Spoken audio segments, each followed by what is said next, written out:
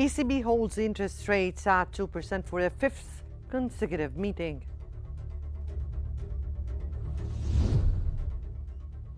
German industrial orders rise unexpectedly in December.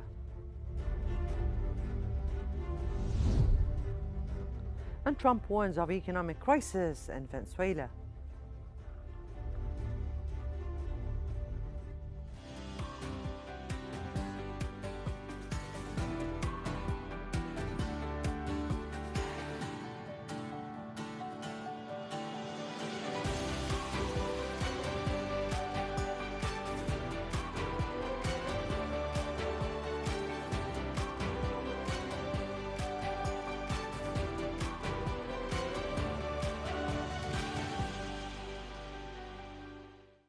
Welcome to the Economic News Bulletin. We start off with Europe, where the European Central Bank has held interest rates at 2% for a fifth consecutive meeting, despite ongoing geopolitical tensions and a strengthening euro that may be cooling inflation faster than expected.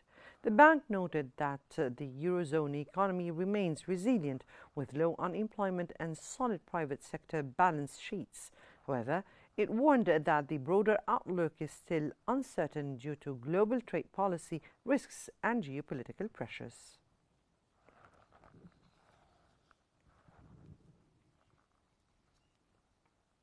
On her part, ECB President Christine Lagarde stated that the situation was broadly balanced in terms of upside and downside risks and reaffirmed that the monetary policy remained in a good place. She added that the rate-setting Governing Council had discussed the issue, noting that the dollar's depreciation was not new and dated back to March 2025.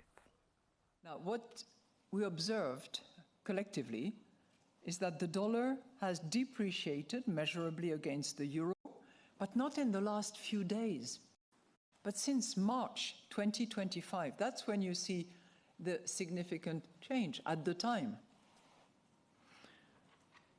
And in the last few weeks, actually since the summer, it has fluctuated within a range. And whether you look at the euro-US dollar, whether you look at nominal effective exchange rate, the story is the same. I would also observe that the current range within which the euro relative to the dollar is evolving is very much in line with the overall average of that exchange rate between the euro and the dollar for as long as the euro has been around. The status has revealed that German industrial orders rose unexpectedly in December, recording their largest increase in 2 years, driven largely by volatile large-scale contracts. More stable indicators, however, pointed to a possible underlying recovery. Orders jumped 7.8% month-on-month on a seasonally and calendar-adjusted basis, including large-scale contracts. New orders rose a more modest 0.9%. November orders were revised up to a 5.7% increase from October. On a less volatile 3 months comparison, orders were 9.5% higher in the fourth quarter of 2025 than in the previous quarter. Foreign orders rose 5.6% in December, while domestic orders climbed 10.7%.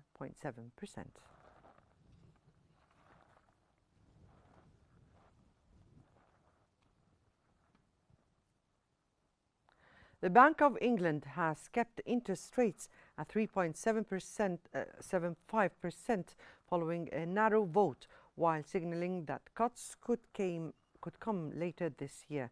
The bank also expected a reduction in borrowing costs if an expected sharp fall soon in inflation proves not to be a blip.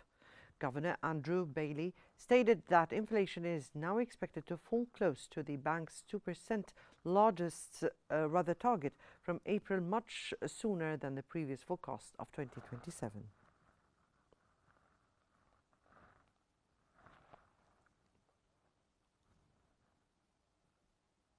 Moreover, a Bank of England survey has shown that British employers' wage growth expectations eased again in January as policymakers look for clearer signs that pay pressures are slowing ahead of potential rate cuts. Expected wage growth over the year ahead fell by 0.1 percentage points to 3.6% on a 3-month moving average basis, the joint lowest level since the survey began in 2022. Firms also trimmed their price rise expectations with projected increases over the next 12 months, edging down 0.1 percentage points to 3.5%. The survey showed inflation expectations for the economy as a whole declined to 3.2% in the 3 months to January from 3.4% in the 3 months to December.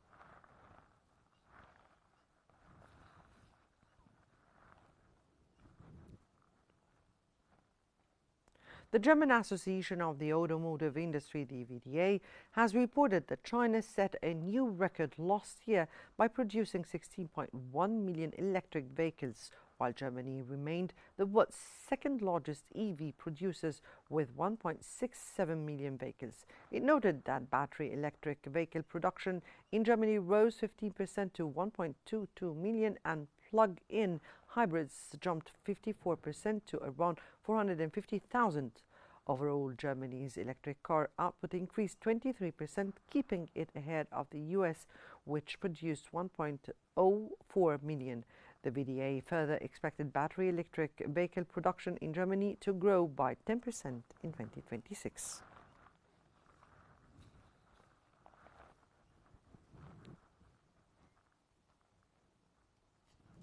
Volkswagen plans to produce most of its vehicles in China on a new electronic platform developed with EV maker Xpeng by 2030 as it works to regain ground in the world's largest auto market.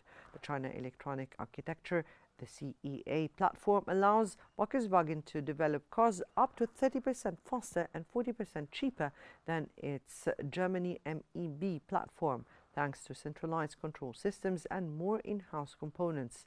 As its heavy hub 850 engineers are taking full control of EV development, Volkswagen said that all deliveries and works at the facility are independent from Germany or Xpeng.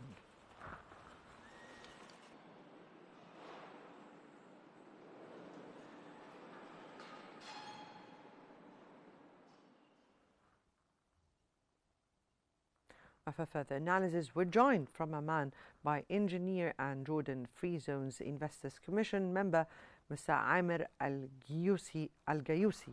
Welcome to Qnews, sir. And let me start by asking, China produced 16.1 million EVs last year, while Germany made 1.67 million.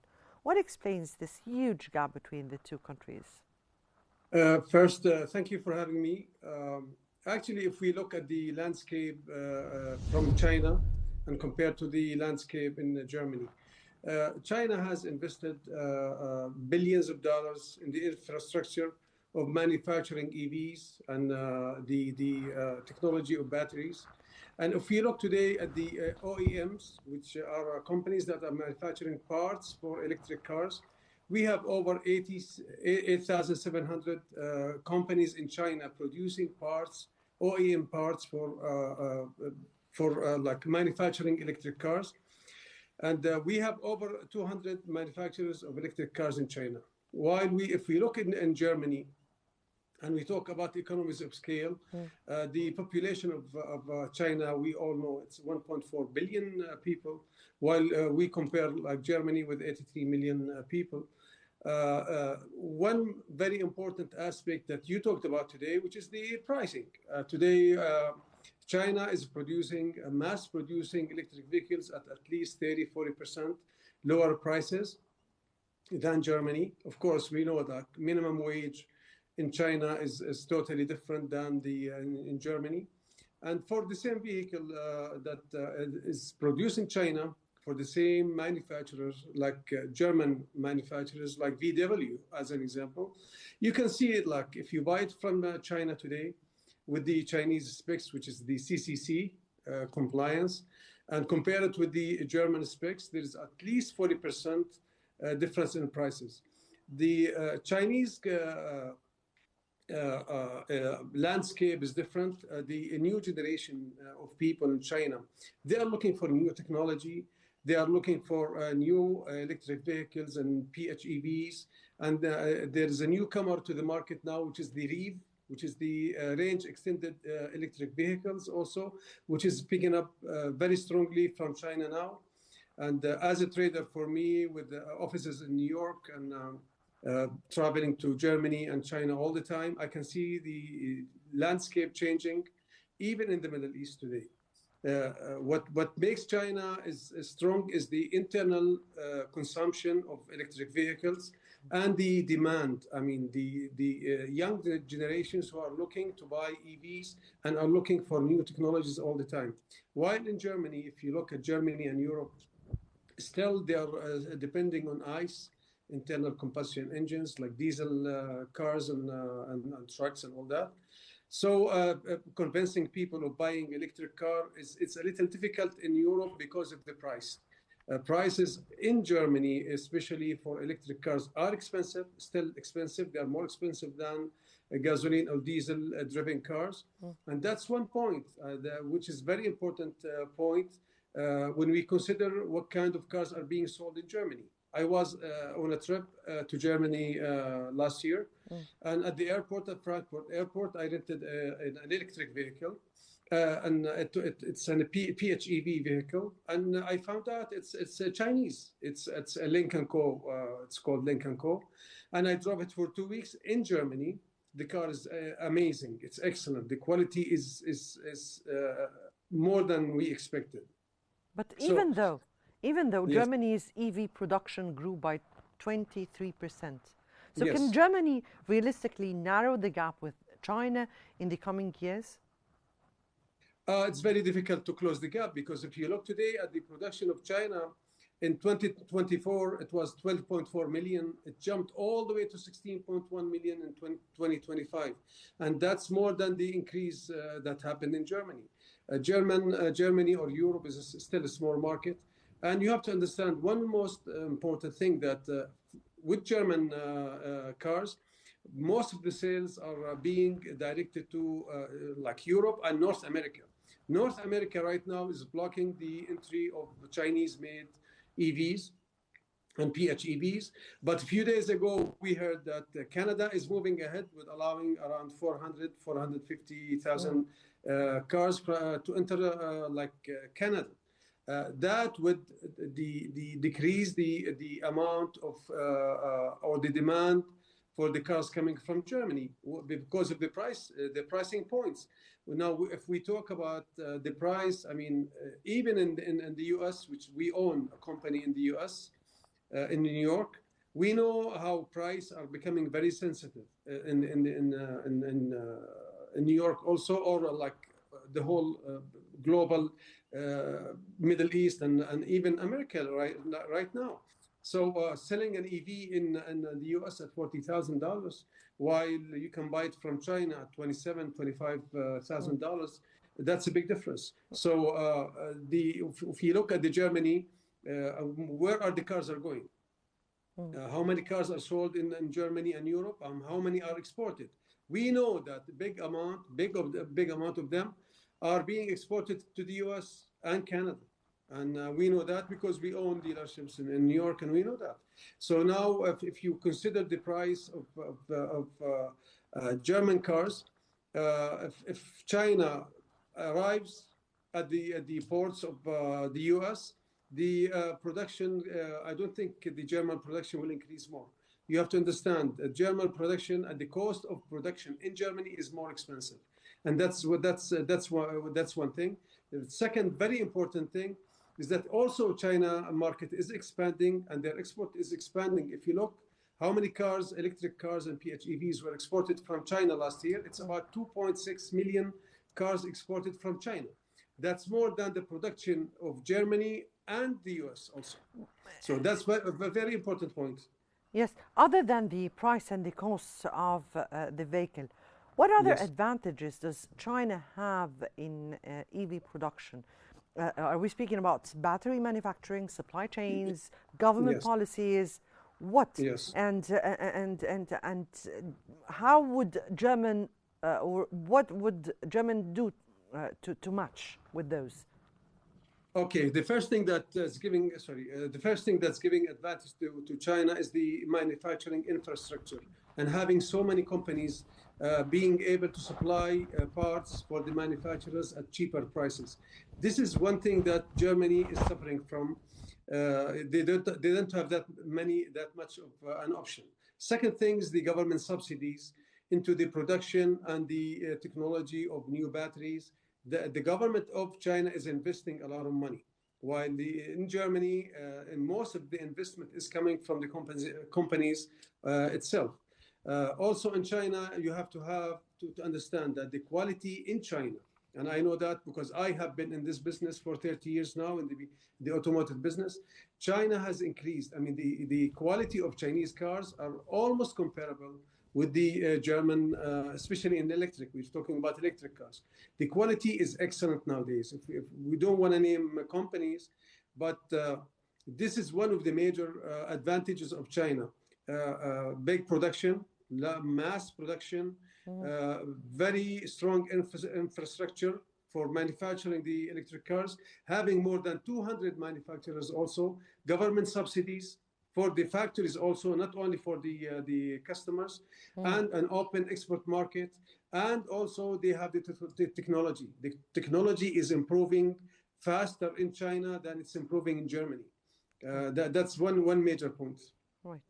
From Amman, that was engineer and Jordan Free Zone's Investor Commission member, Mr. Amer Al-Jayusi. Thank you so much for your insights. And now we move on to the latest developments in the United States.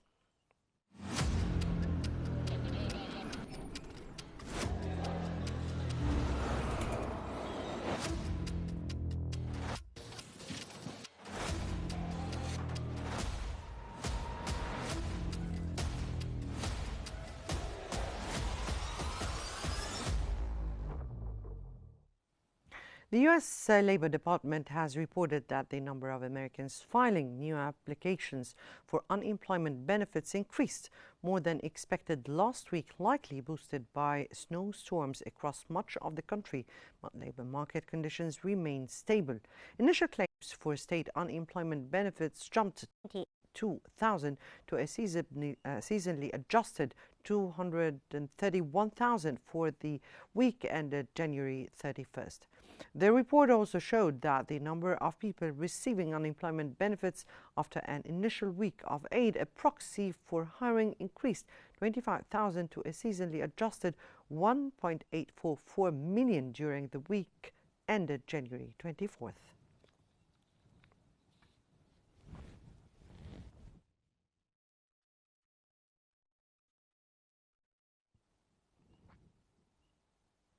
President Donald Trump has highlighted economic challenges linked to geopolitical tensions during his National Prayer Breakfast remarks. He said Venezuela faces a major economic crisis despite its vast oil reserves, with instability affecting global oil markets and regional trade. Trump also warned that migration and energy issues are straining European economies, potentially slowing growth. On Iran, he noted ongoing negotiations with the U.S. and a large naval presence in the region, highlighting potential impacts on global energy markets.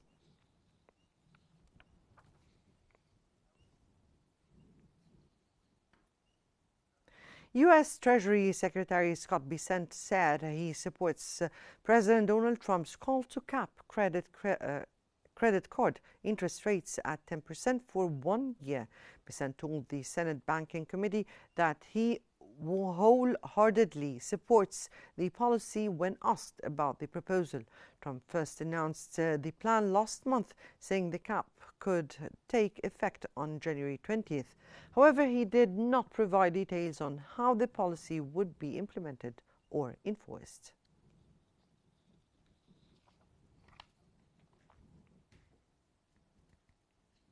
Moreover, U.S. Treasury Secretary Scott Bessent has declined to commit that the Trump administration would refrain from taking action against Kevin Warsh, the president's nominee for Federal Reserve's chair, if Warsh pursues a monetary policy opposed by Trump.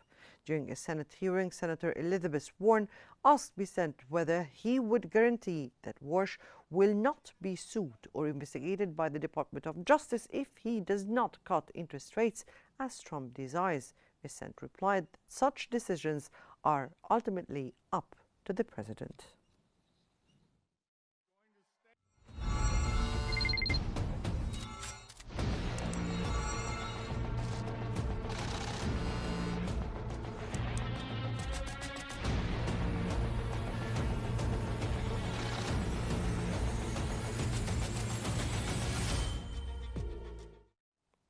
Egypt's net international reserves rose by $1.14 billion in January, reaching $52.6 billion, up from $51.45 billion in December 2025, driven mainly by sharp increases in the Central Bank of Egypt's gold holdings. According to CBE data, the value of gold reserves climbed by nearly $2.6 billion, reaching $20.73 billion at the end of January, compared with $18.17 billion a month earlier. Meanwhile, foreign currency reserves declined by approximately $1.53 billion, falling to $31.7 billion from $33.2 billion in December.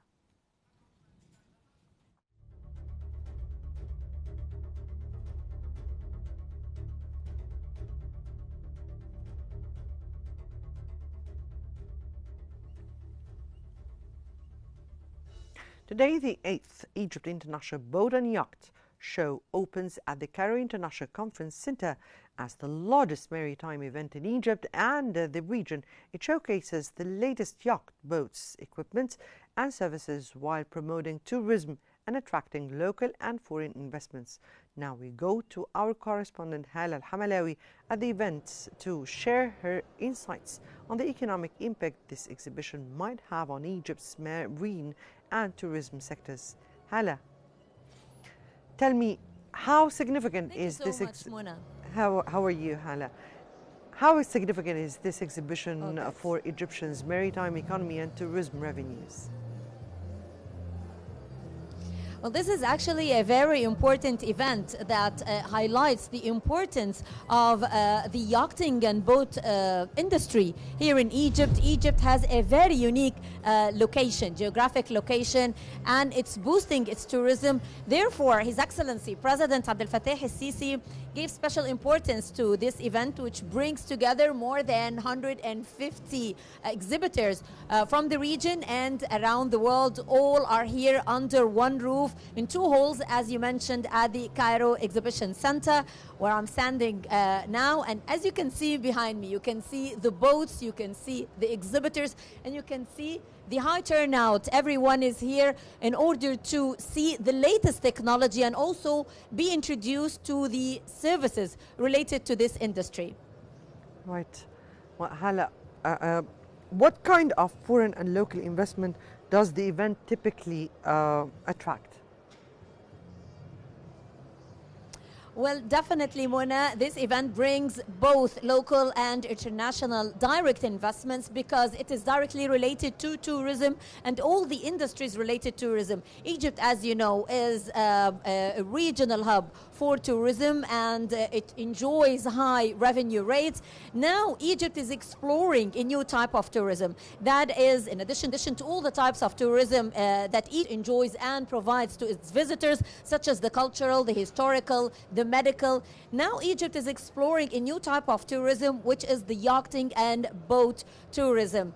This exhibition is the 8th round of the exhibition, and due to its success, exhibitors from around the world, especially from the region, come here to the exhibition to be introduced to the latest services and also be informed about what can they gain from participating in this very important event. So they come here, and of course, as His Excellency Minister Kamel Wazir said, this event is not only for the exhibitors, it's also for the investors who come. So it's the linking point between the exhibitors and the investors who pump money, who invest in this type of tourism, which is of course booming here in Egypt, as Egypt enjoys security and safety.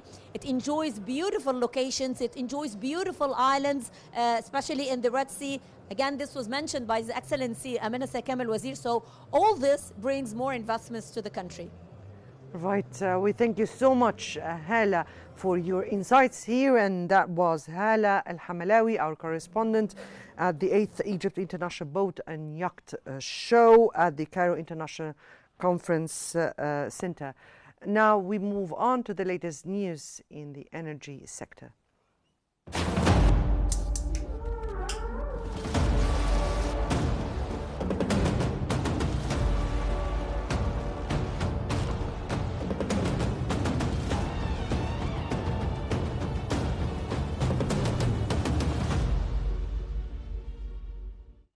U.S. Vice President J.D. Vance has announced plans for a U.S. price floor system for critical minerals and a proposed trading bloc with several countries already participating. He stated that while technology and data matter, the economy still depends on real things like oil, and critical minerals are equally essentials, as recent events have shown. Venezuela is because it has such a critical importance in this all-important resource called oil. China's foreign ministry has urged greater communication to preserve the stability of global supply chains for critical minerals, responding to reports that the EU plans to propose a partnership with the US to reduce reliance on China. Foreign Ministry spokesperson Lin Jian said China's position on safeguarding the security and stability of global industrial and supply chains remained unchanged, adding that all parties had a responsibility to play a constructive role. He said China believed countries should adhere to market principles and international trade rules, strengthen dialogue, maintain stable and smooth industrial chains, and support steady global economic growth.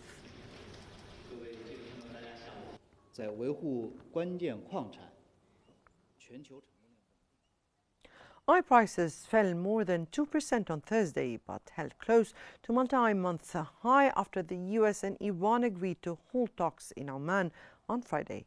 Brent crude futures were down 2.5% at $67.73 per barrel. US West Texas Intermediate crude was down 2.5% at $63.47.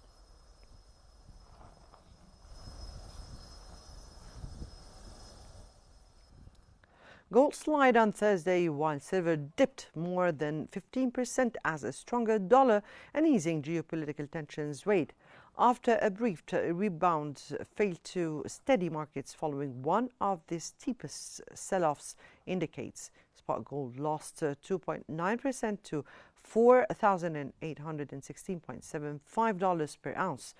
U.S. gold futures for April delivery dropped 2.3% to $4,839.1 per ounce. Elsewhere, spot silver was down 15.5% at $74.4 an ounce after dropping as low as $73.41 earlier in the session.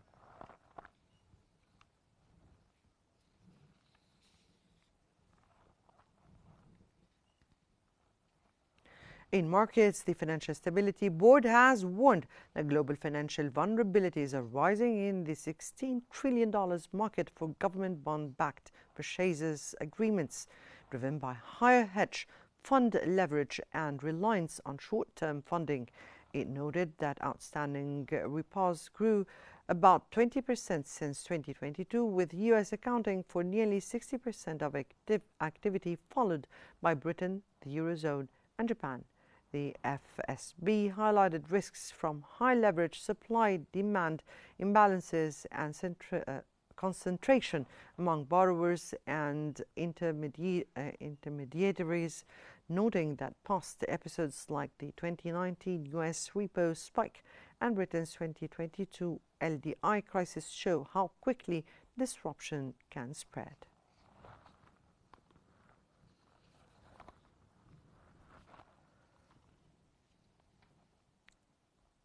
Global stocks were mostly in the red during Thursday's trading.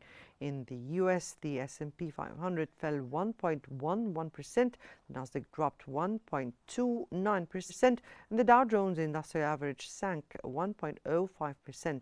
In Europe, the UK's FTSE 100 was down 1.04%, France CAC 40 plunged 0.68%, and Germany's DAX edged lower 0.93%. Asian markets were mostly down, with Hong Kong Hang Seng bucking the trend, rising 0.14%, while China's Shanghai Composite slid 0.64%, and Japan's Nikkei 225 slipped 0.88%.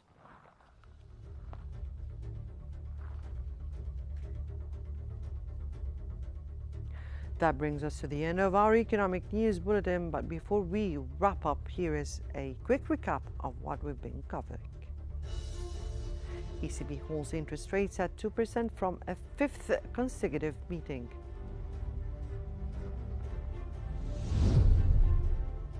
German industrial orders rise unexpectedly in December.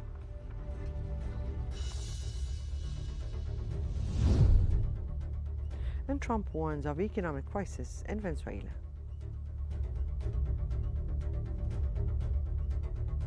Well, that's all for today's economic news roundup. Many thanks for joining us, and stay informed, stay ahead. Don't forget to follow Qnews on YouTube, Facebook, X, Instagram, and TikTok at Qnews. Ijawaya.